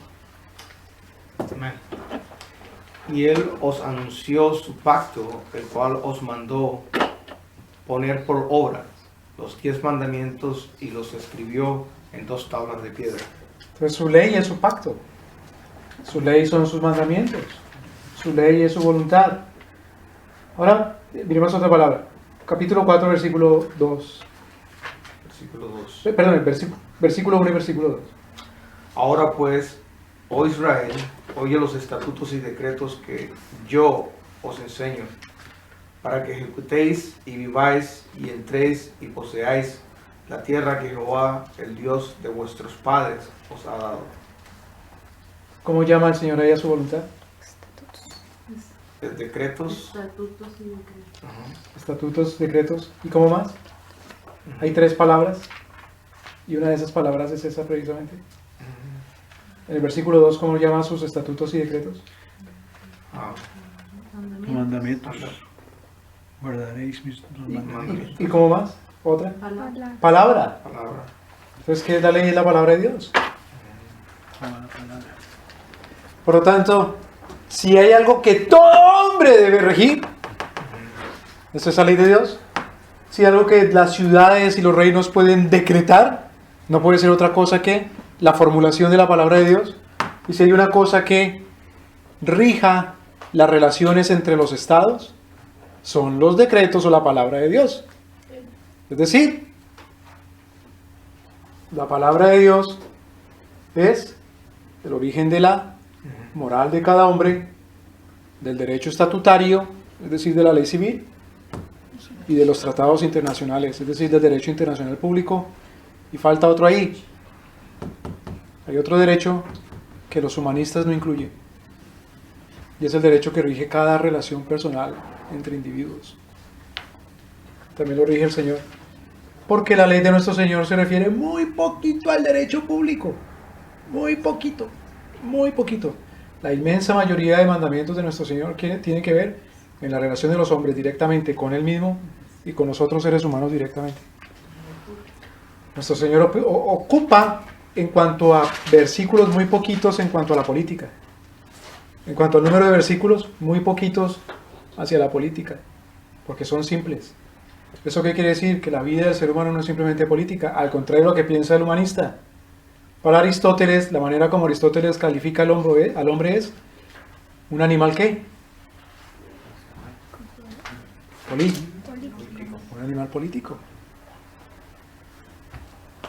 Es decir, por fuera del Estado y por fuera de la actividad política, el ser humano es un animal.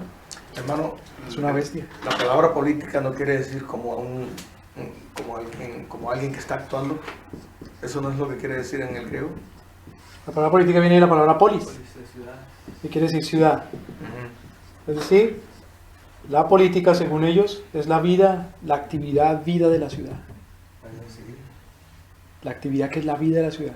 Para nosotros, ¿cuál es la actividad que es vida de la ciudad? Cumplir los mandamientos de Dios. Y los mandamientos de Dios se cumplen solamente en Cristo nuestro Señor.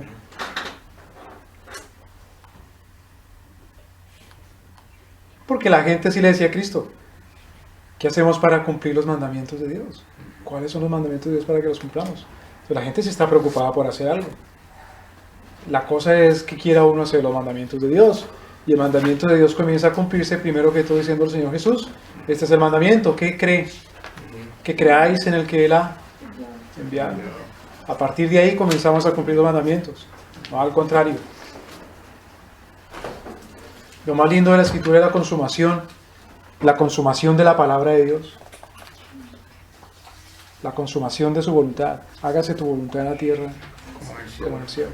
Entonces la implicación ética de la ontología, o la implicación ética de que Dios es, del ser, de los atributos de Dios. Déjenme leer algo.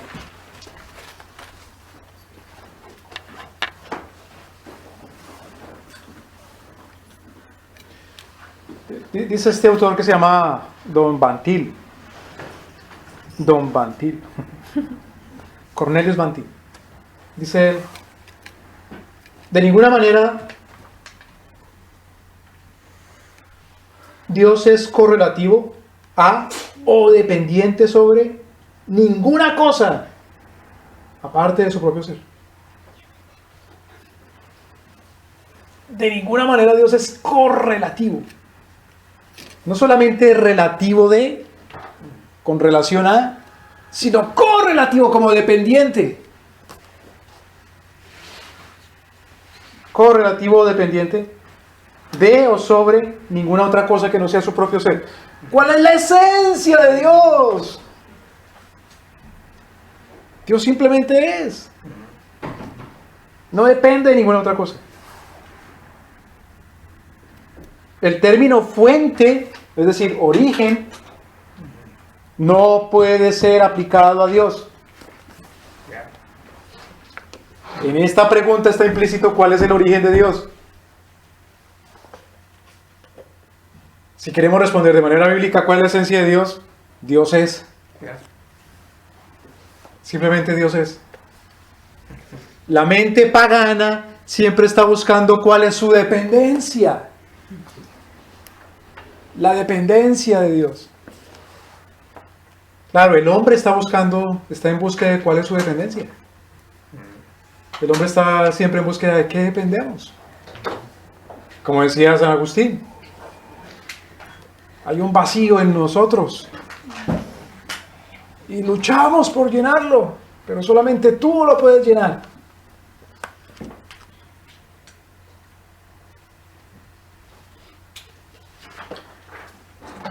A partir de eso, entonces sí podemos empezar a hablar de los atributos de Dios.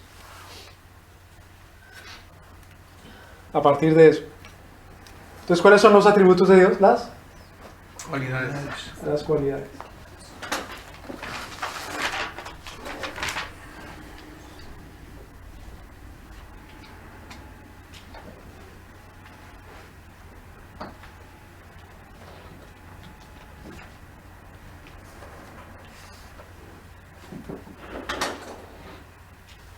Entonces dice Bantil, por cuanto que Dios es, Dios no cambia.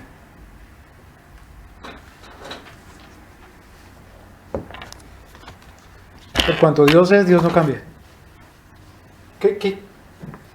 ¿Cuándo algo no deja de ser lo que es, pero cambia? Por ejemplo, el hombre es hombre, ¿deja de ser hombre? No. ¿El hombre aunque muera deja de ser hombre? No. Aunque el hombre muera deja de ser hombre.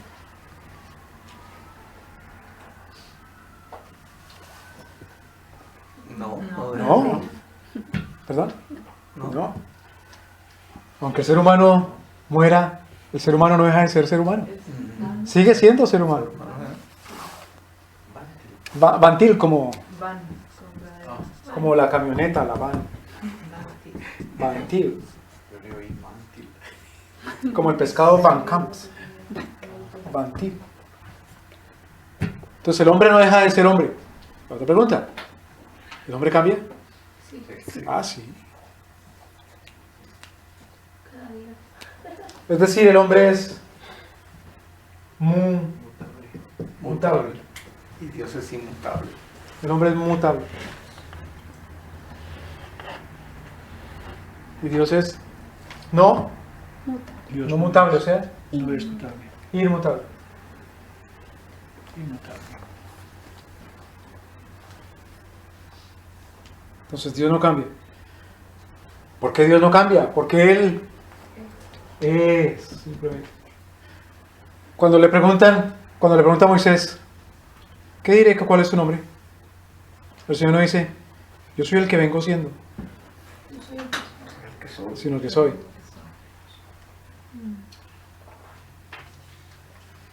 Es un presente perfecto, soy, del verbo ser. No es un presente progresivo. Yo vengo siendo.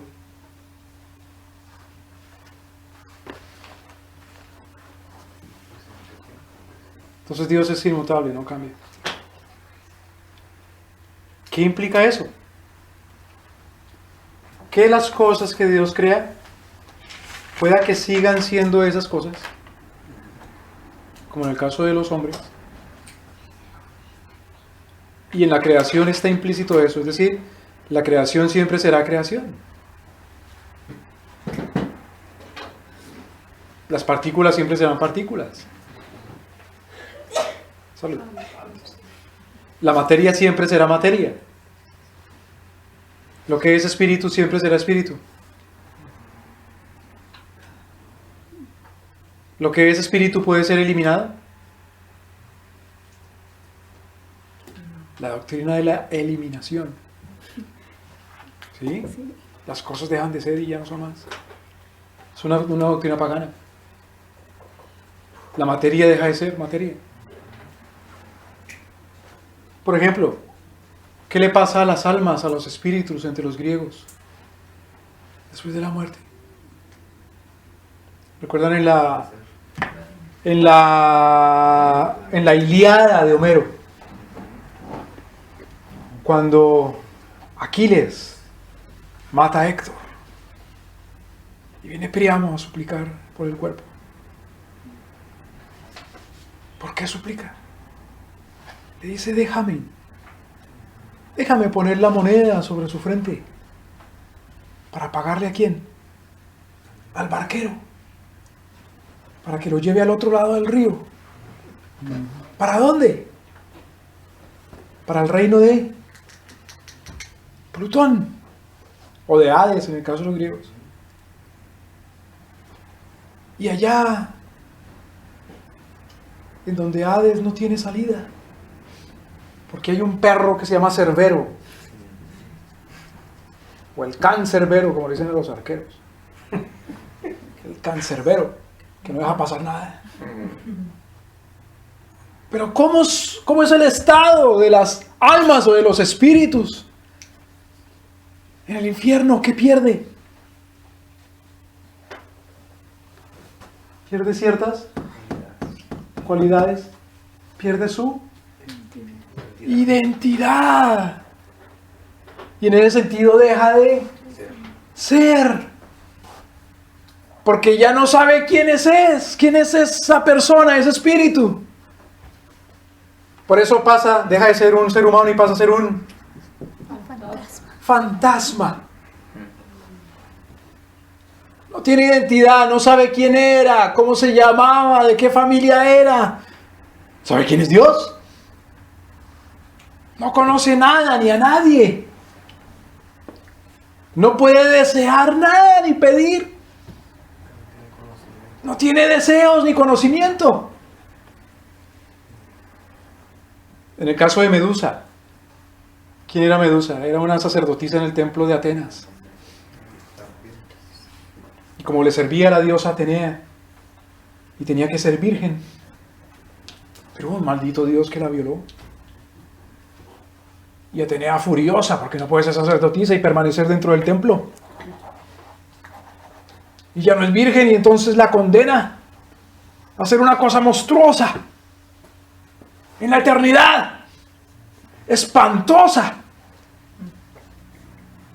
Y la imagen de la cara de Medusa es como la imagen de un cuerpo muerto. Es decir, su lengua se inflama tanto que se le sale de la boca. Y casi que los ojos también. Y su cabello son como serpientes. es decir, una representación de la muerte misma, o el estado post-mortem. Ya no es lo que era. Pero no solamente ha mutar, sino que ya no es.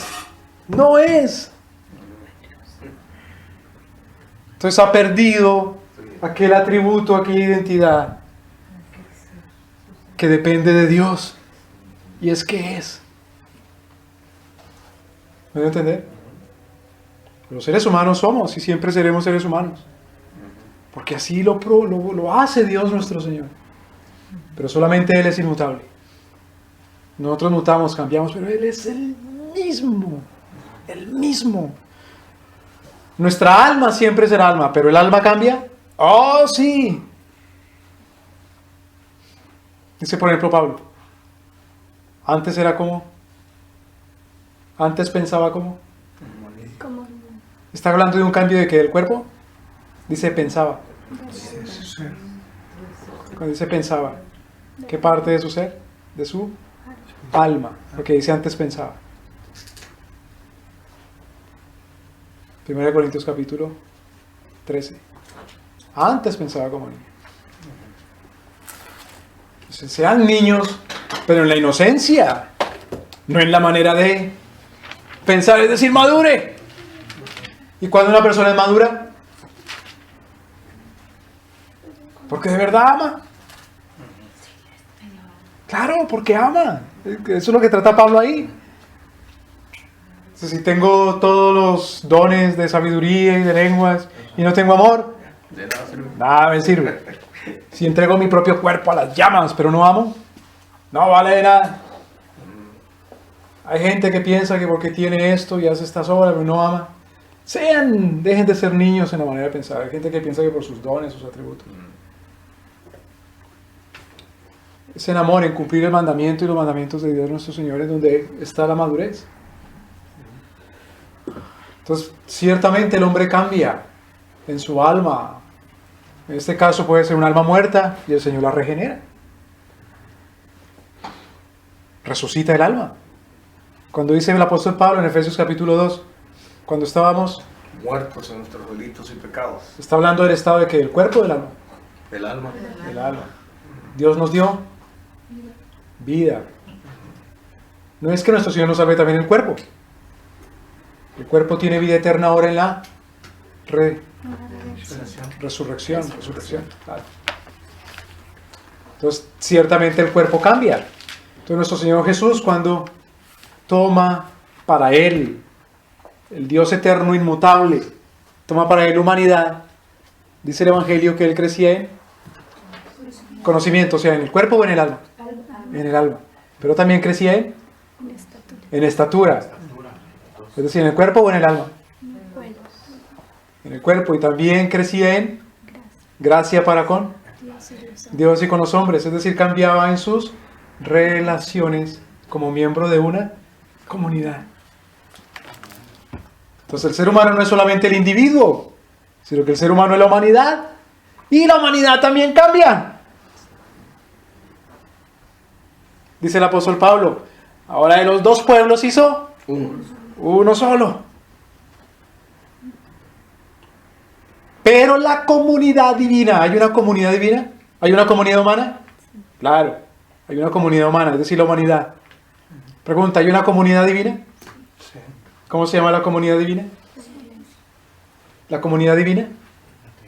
¿La iglesia? Divina. La Trinidad. ¿La comunidad divina cambia? No. Él es el amado Cristo. Este es mi Hijo en el cual siempre complaciente con el Hijo. Es el amado. Mi Padre, dice el Hijo, también ama al Padre. ¿Me doy a entender? No cambia, Él es inmutable. Pero en virtud de que Él es. Miren que si nosotros no supiéramos que Dios es, no estaríamos hablando de su inmutabilidad. No habría de su inmutabilidad de Dios. Entonces los necios que dicen que uno solamente puede conocer a Dios en sus atributos, pero no en su ser, están diciendo como necios que no pueden conocer tampoco sus atributos. Porque uno no puede conocer que Dios es en este caso inmutable si no entiende que Dios es.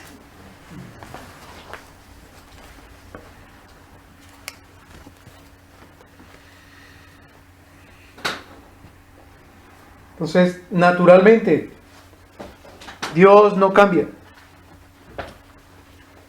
¿Por qué razón? Lo dice Bantil, bueno, lo dice la Biblia, pero Bantil lo explica muy bien. Porque no hay nada de lo cual Él dependa.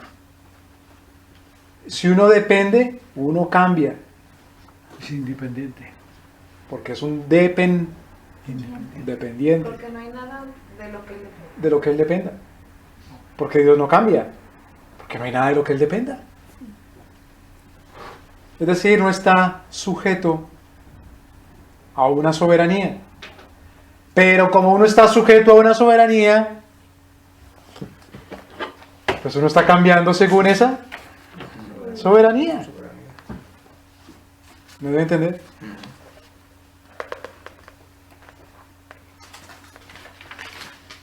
¿Quién es la persona estable? ¿El amo o el esclavo?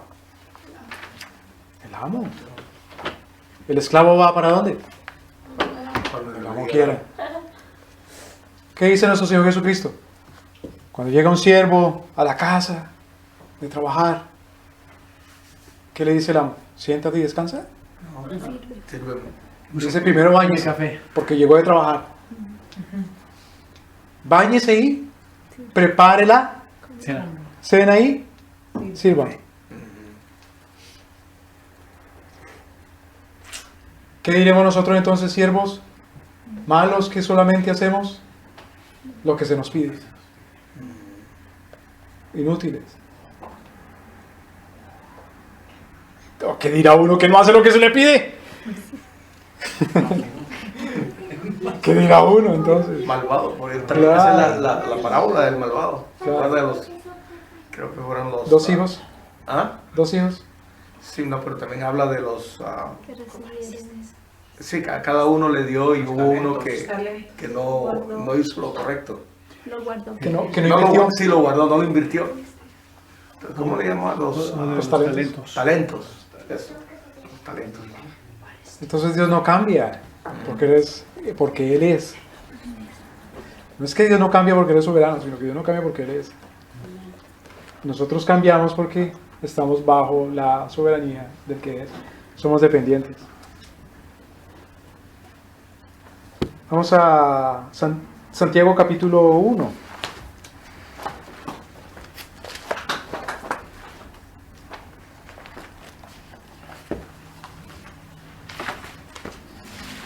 Hoy hice más énfasis en el ser de Dios que en los atributos. ¿Por qué? Porque va a haber una clase sobre cada uno de los atributos. Varias clases sobre los atributos. Pero es necesario reconocer, estudiar que los atributos dependen del ser de Dios nuestro Señor. Déjenme aclarar esto. No que los atributos estén separados e independientes del ser. Porque otra vez volvemos al absurdo. Porque Dios es y Él es uno. Y Dios no está formado por partecitas, No, Pero Dios no. sino que es un solo Dios, ¿verdad? él hermano? no se puede ser. Así es. Entonces dijimos Santiago, ¿qué? 1. Capítulo 1. Santiago capítulo 1, versículo 17. Salud. Gracias. Toda buena dádiva y todo don perfecto desciende de lo alto, del Padre de las luces, en el cual no hay mudanza, ni sombra de variación. Entonces, ¿cuál es la consecuencia de que Dios es inmutable? Otra vez, versículo 17. ¿Cuál es la consecuencia práctica para nosotros? Según este versículo. De que Él es. De que Él es. ¿De qué es? ¿Cuál es la consecuencia ahora práctica para nosotros? Que da buena dádiva. Sí, versículo 17. Toda. Toda buena dádiva y todo Todo perfecto. Todo desde el perfecto. alto. desciende de lo alto. En el cual no hay mudanza ni sombra de variación. Él de su voluntad nos ha engendrado por la palabra de verdad. Entonces, esto tan bueno que desciende de lo alto, primeramente, es que nos ha engendrado. Porque Él es inmutable. Es decir, Él no cambia su ética, Él no cambia su ley, su pacto. Él lo cumple. Por eso dice, no hay mudanza. No hay mudanza. ¿Qué es mudanza? No, que claro, me voy, me mudo ya sea de ropa o de vivienda. Mudanza. Él cumple su pacto, Él es fiel. Entonces pregunta, hermanos, ¿hay pactos diferentes que Dios ha dado?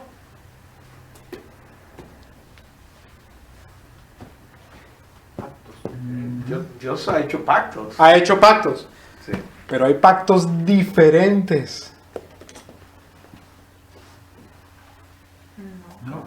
No.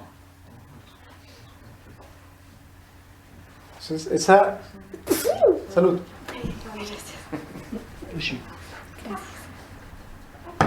Ese es el fracaso del dispensacionalismo.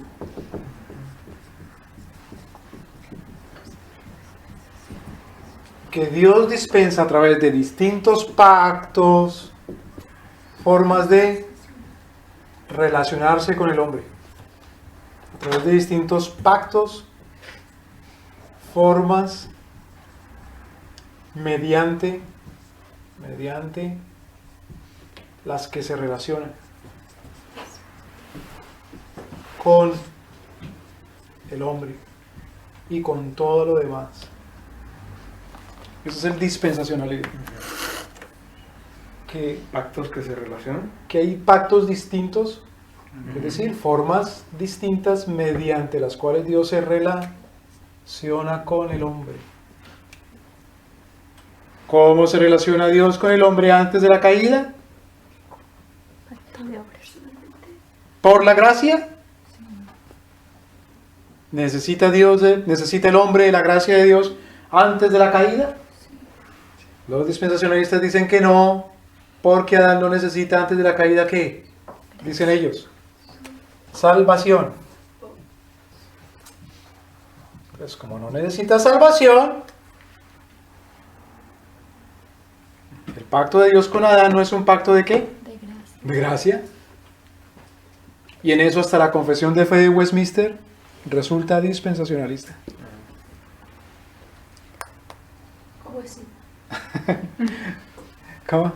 ¿Cómo decir? ¿Cuál Que pacto? La confesión de fe de Westminster dice que el pacto que Dios hizo con Adán no fue un pacto de gracia, sino un pacto de obras. Los presbiterianos me van a dar pedradas ahora. ¿Pero será que el hombre puede relacionarse con Dios en virtud de otra cosa que no sea la gracia? No. Es que otra vez, ¿quién es el único que es? Es decir, que no depende. Entonces el pacto que Dios hace con Adán, ¿es un pacto de independencia? Cuando terminaron las guerras de la Revolución Americana, el embajador de las 13 colonias de América, don Benjamin Franklin, en Francia, se sienta con el embajador de Su Majestad el Rey Jorge en la ciudad de París y firman un tratado en donde el Imperio Británico reconoce la independencia de estas tierras. Es un pacto. Entonces ahora para el destino de estas tierras le van a pedir permiso a Su Majestad y al Parlamento inglés. No, porque no hay dependencia ya. ¿Me van a entender? Son independientes. Son independientes. Entonces el pacto que hace nuestro Señor con Adán es que lo pone a trabajar y ya. ¿Porque le da un mandamiento? ¿El hecho de que Dios nos da un mandamiento anula la gracia? No, esa es precisamente la filosofía del dispensacionalismo, que puede trabajarse sin la gracia. Por lo tanto, cuando nuestro Señor da, por ejemplo, la ley en un formato que es unas piedras, cuando las trae Moisés en sus manos, eso que dice que es un pacto de obras. Pero es por gracia. Por supuesto. Aún la misma creación es por la Todo, claro. gracia. Claro. La existencia, subsistencia y obediencia de los santos ángeles. La existencia que existen, que comenzaron, subsistencia que siguen existiendo, subsistencia o permanencia, y obediencia de los santos ángeles es porque Dios los creó buenos, tan buenos, y quitó su mano para que ellos sean existentes, subsistentes y obedientes. Es por la gracia de Dios. Porque entonces serían unos diosesillos. O sea, unos independientes. Entonces serían ellos también lo que son. ¿Me deben entender? Serían dioses entonces. Serían diosesillos, una mentalidad pagana. Una mentalidad claro, una mentalidad mormona. Una mentalidad testigo de Jehová. Una mentalidad riana. En la mentalidad riana, Cristo no es Dios, el Dios creador, pero queda difícil decir que Jesús no tiene alguna divinidad, porque es que en la Biblia tiene algo de divinidad. Entonces, de alguna manera hay que adorarlo, hay que darle alguna honra, algún honor que no se le da a un ser humano, pero que tampoco se le da a Dios. Pero se le da alguna honra sin ser Dios. Entonces está honrando una cosa que no es Dios, y por lo tanto se es un idólatra. Se hace la misma pregunta que hace ser a Dios. Claro. Claro.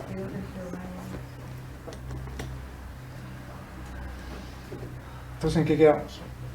En la inmutabilidad.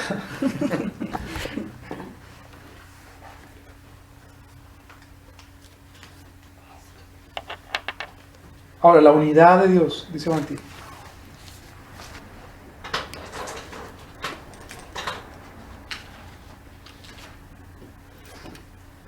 En tanto que Dios es independiente, incambiable, Dios tiene unidad en el mismo. Si decimos que Dios es, y por lo tanto no depende de nada, ¿cuál es su número? 1. El Señor dice, yo soy Él, que soy. Entonces, como esencia divina es 1. Ahora dice Bantil, distinguimos entre unidad de singularidad y unidad de simplicidad. ¿Qué es eso? Singularidad tiene referencia al número 1, a la unidad numérica. Simplicidad significa que Dios no está compuesto por partes.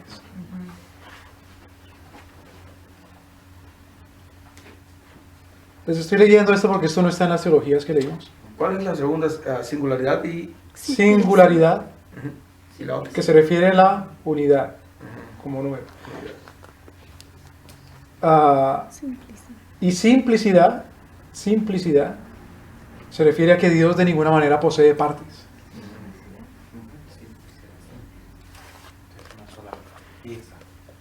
O aspectos.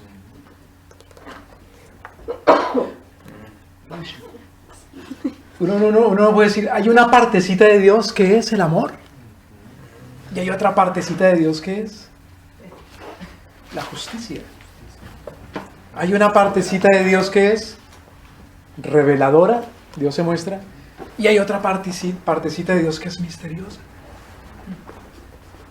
Dice que no se puede decir. ¿Perdón? ¿Usted dijo que no se puede decir? No se puede decir.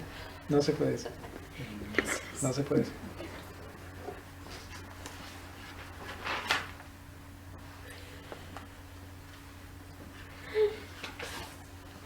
¿Qué implica la unidad de Dios en singularidad?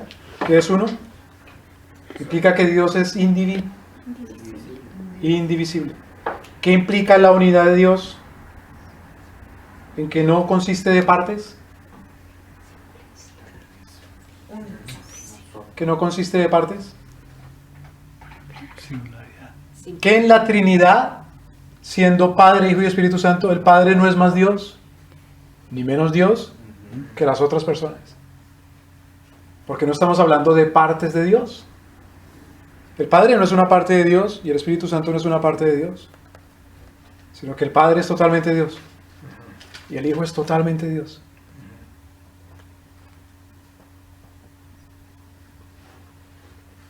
¿Qué implica también? Que uno comete un error cuando se enfoca en alguna de las personas de la Trinidad o en alguno de los atributos de Dios. ¿Sí? Hay gente que le pregunta, ¿cuál es su atributo favorito del Señor?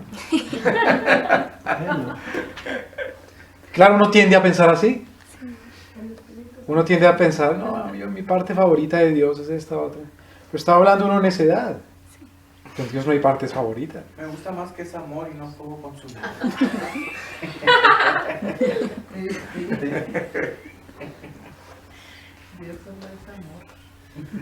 Entonces, otra cosa. Algunos dicen que en el principio Dios era solamente Padre o solamente Espíritu, y con el tiempo vino a ser Padre, Hijo y Espíritu Santo. Y que luego en la consumación de los tiempos, otra vez, será solamente Dios y dejará de ser Padre, Hijo y Espíritu Santo. Qué cosa tan monstruosa esa. Monstruoso. Sería mutable. Claro, sería mutable. Y no sería uno solo. Es un X-Men.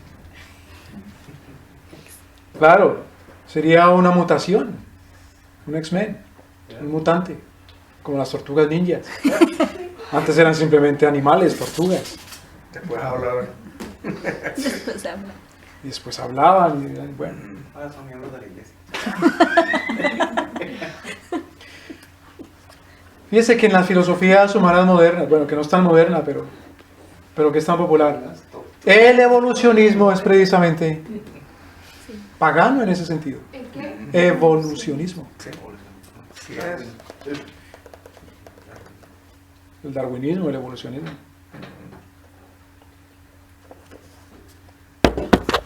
Y por último, los nombres de Dios. En este caso de que Dios se revela por su nombre. ¿Qué dijimos? Que el nombre es lo que Lo que es. identifica lo que algo es, por sus cualidades y por su ser. Entonces, en ese sentido, el nombre de Dios, Jehová,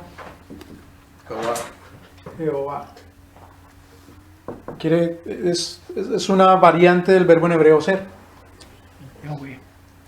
o Yahweh. Es muy larga la historia sobre el nombre Jehová. Básicamente quiere decir que Él es. Y otra cosa, no sabemos si esa es la pronunciación correcta, pero no nos importa eso. Lo que nos importa es el concepto.